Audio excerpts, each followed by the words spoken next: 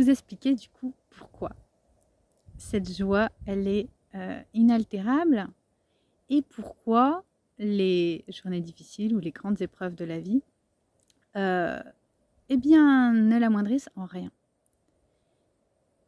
Alors, en fait, il existe une joie qui est comme, on pourrait dire allégoriquement, c'est comme le soleil. C'est-à-dire que le soleil, il est toujours là et parfois il y a des nuages de vent, voire des gros orages, des tempêtes de neige, etc. Mais même la plus grande des tempêtes ne fera jamais disparaître le soleil en vérité. Il sera toujours, dès qu'on s'élève au-dessus des nuages, le soleil est toujours aussi brillant. Il en est de même pour notre intérieur. C'est-à-dire que on peut vivre des moments tranquilles, des moments ensoleillés, des moments où il y a une joie humaine qui nous traverse, liée à des événements agréables. Et puis, quand il y a des événements qu'on va qualifier de désagréables, il y a tout plein d'émotions, tout plein de problèmes, entre guillemets, qui ont caché cette joie.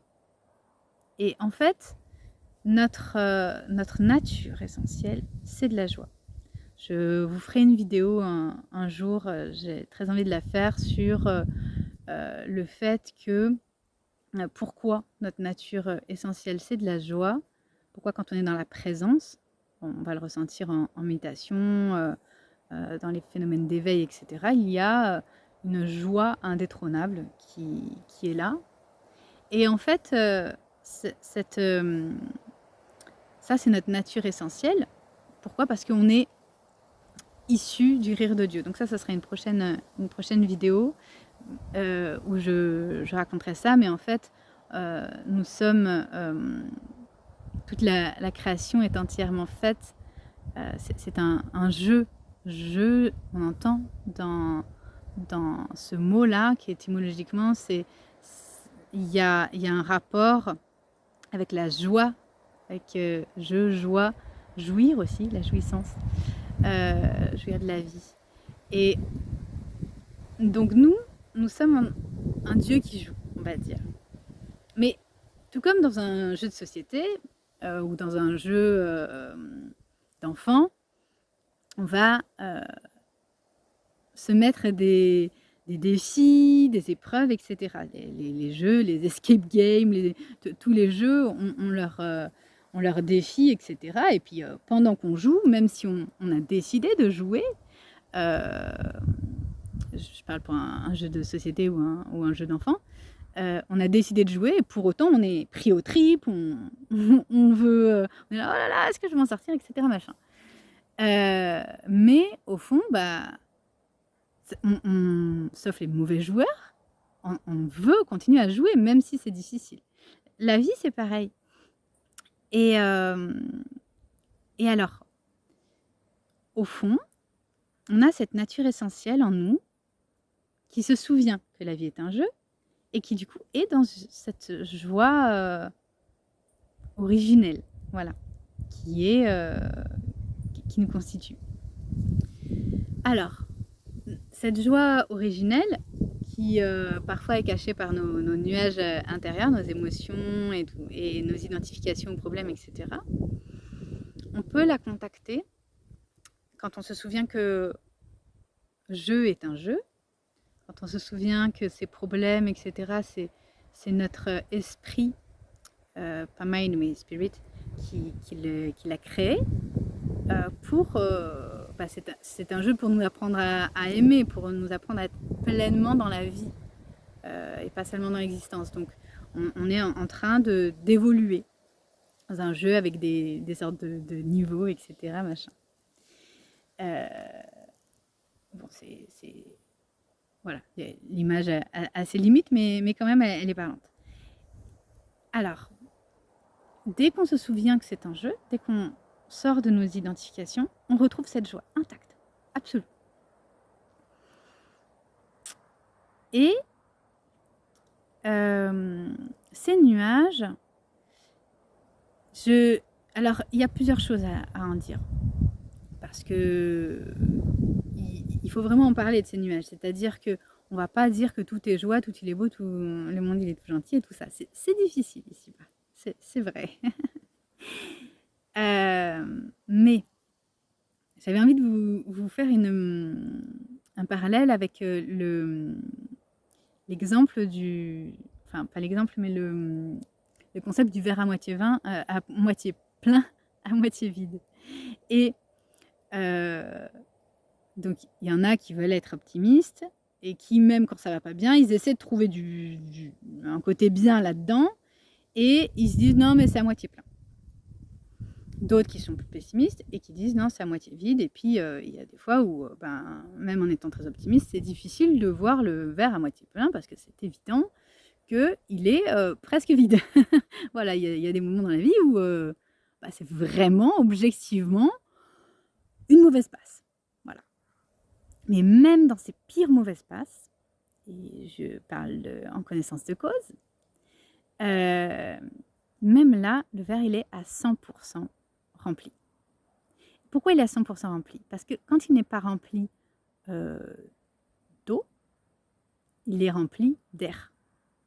Il est toujours rempli soit entièrement d'air, on va l'appeler vide, soit entièrement d'eau, il est rempli à bord d'eau, soit des deux. Le vide, dans l'air, dans cet exemple, correspond à le vide intérieur. Donc, ce vide-là, qui peut être très désagréable si on essaie de lutter contre,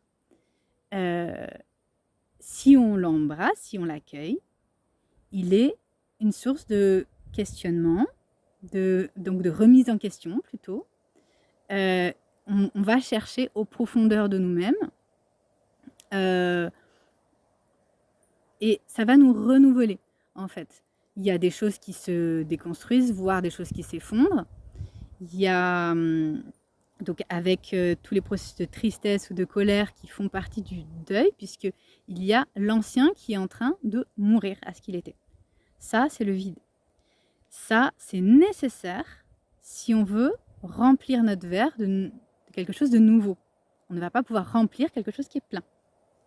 Donc, le vide, on peut vraiment l'aimer, l'accueillir et l'aimer et être reconnaissant parce que il nous permet d'accueillir une boisson nouvelle, voilà, qui va nous abreuver autrement.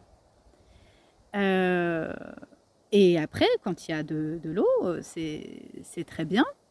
Donc ça va être tout ce qui est la réalisation, la manifestation de... Voilà, en fait, c'est comme un yin et un yang. Le yin qui reçoit, qui permet la réception, et le yang qui la manifeste. Je reviens sur mon image météorologique du soleil et des nuages. Le soleil, donc c'est notre soi qui est par nature joie, puisque on est vivant parce que même si on ne le sent pas à cause de nos blessures, etc., machin, on est vivant parce que on est rentré dans la vie. Donc, ça va être le souffle qui va disperser les nuages. Le souffle correspond au souffle de l'esprit, à la conscience.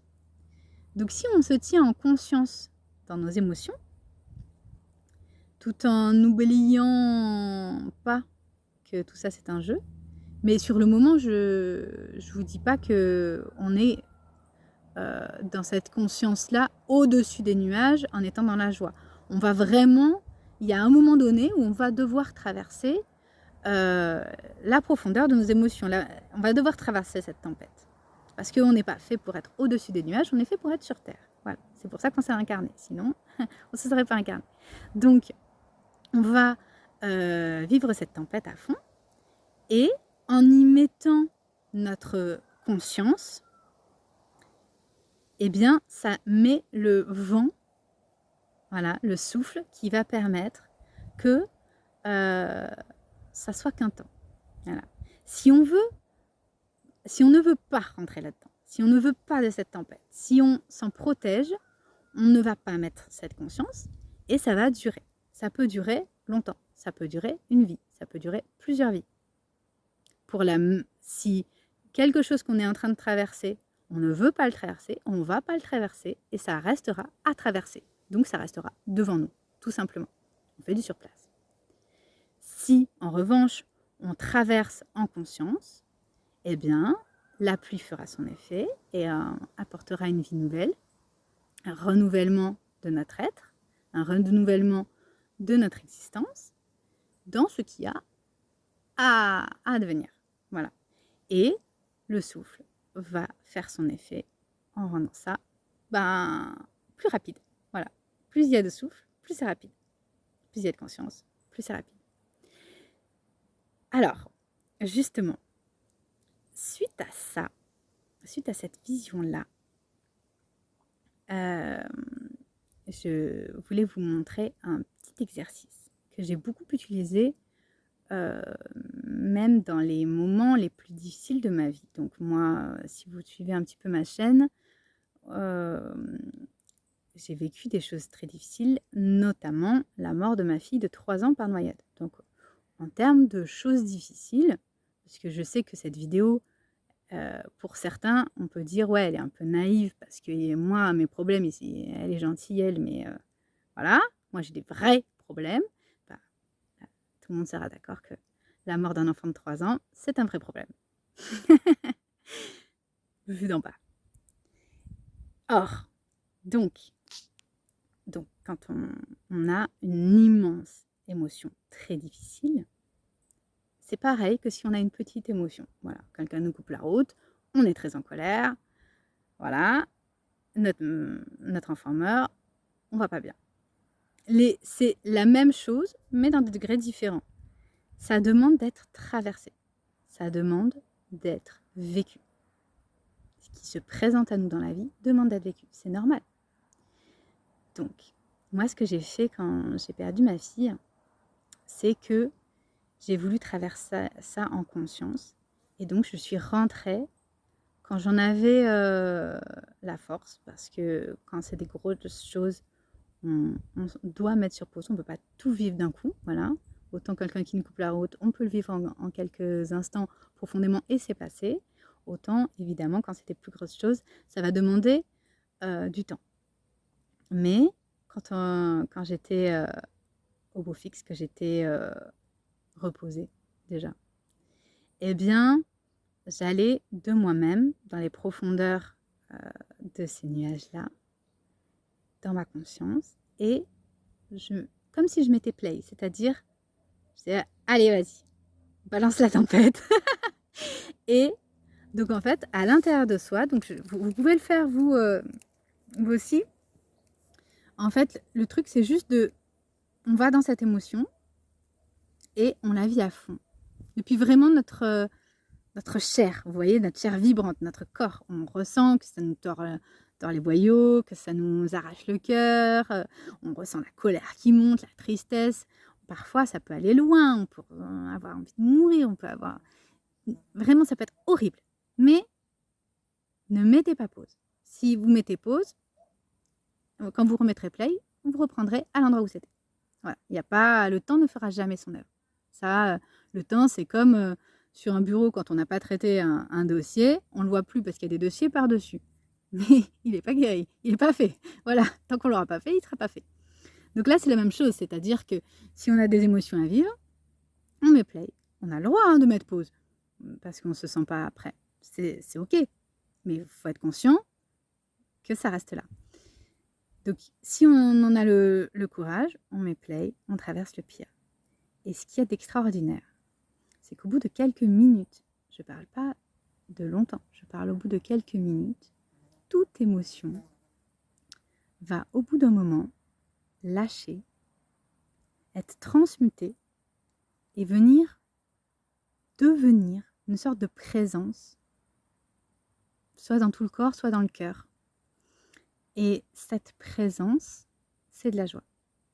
Puisque, comme je l'ai dit, au début de la vidéo, nous sommes joie. C'est notre être profond parce que c'est notre origine. Nous sommes la joie de Dieu de vivre. Voilà. Donc je vous invite à faire ça pour les petites choses et pour les grandes. Vous pouvez le faire sur le moment.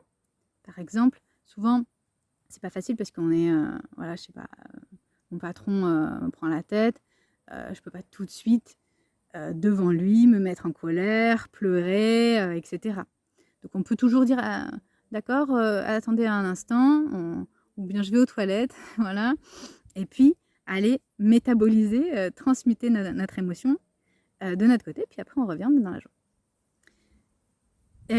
Ou bien, on peut, si on n'en a pas le temps sur ce moment-là, on peut le faire le soir même. On revoit toutes les émotions qu'on ne s'est pas donné le temps de vivre profondément. On met play et ça fait comme une sorte, c'est un peu comme prendre sa douche ou se laver les dents. Ça peut être une sorte d'hygiène intérieure qui nous permet d'avoir pas des lourdeurs, des tristesses, des colères qui s'ancrent dans notre corps, qui s'ancrent dans notre psychisme, et de continuer d'être ouvert à la vie et pas d'être attaché à des passés qui n'ont pas abouti. Voilà. Et puis quand c'est des grosses choses, comme un deuil, comme une grosse rupture amoureuse, comme tout ce qui est difficile dans la vie qui va me prendre plus de temps, on fait petit bout par petit bout. Par exemple, on va évoquer un truc de tout ça, un aspect qui nous fait du mal. Par exemple, je reprends l'exemple de ma fille morte. Au début, je disais, par exemple, ma fille est morte. Et là, je sens tout ce qui se fait en moi pendant 5 minutes. Et au bout de 5 minutes, pouf, il y a de la joie. Et quand je répète ma fille est morte, c'est dans la joie. Mais si je dis je ne pourrai plus jamais la serrer dans mes bras, hop, de nouveau, ça me fait une émotion autre. C'est pas le même aspect, vous comprenez? Et du coup, je vais de nouveau explorer cette émotion, la traverser, la métaboliser, et hop, de nouveau, c'est de la joie. Et je peux dire, mais vraiment, sans déni, je ne pourrai plus la prendre dans mes bras. C'est ok, parce que ce que je suis en train de vivre, c'est toujours ce que mon âme a choisi. C'est toujours né de ma joie de vivre, au fond, de ma joie de vivre. Pas moi la petite personne, mais ma grande âme. On est dans un jeu qu'on a librement choisi, qui nous permet d'évoluer pour devenir qui nous sommes vraiment. Ce que nous sommes vraiment, c'est de la joie et de l'amour. Et en fait, c'est même Dieu. Voilà. J'espère que tout ça vous aura inspiré, vous donnera envie de vivre votre vie et vous aidera à la vivre avec de la joie. N'hésitez pas, si vous avez des questions, si je n'ai pas été assez claire dans l'explication, notamment dans l'explication de l'exercice, j'aimerais vraiment que vous puissiez le mettre dans votre vie parce que vraiment ça embellit la vie. Donc si vous avez des questions, si vous n'arrivez pas à le faire, n'hésitez pas en commentaire. Et puis si vous avez un retour d'expérience et tout ça par rapport à tout ça, ça serait aussi chouette de partager en commentaire. Et puis moi je vous invite, voilà, n'hésitez pas à liker, à vous abonner à la chaîne. Et puis au plaisir de vous revoir, de vous retrouver pour une nouvelle vidéo. Au revoir.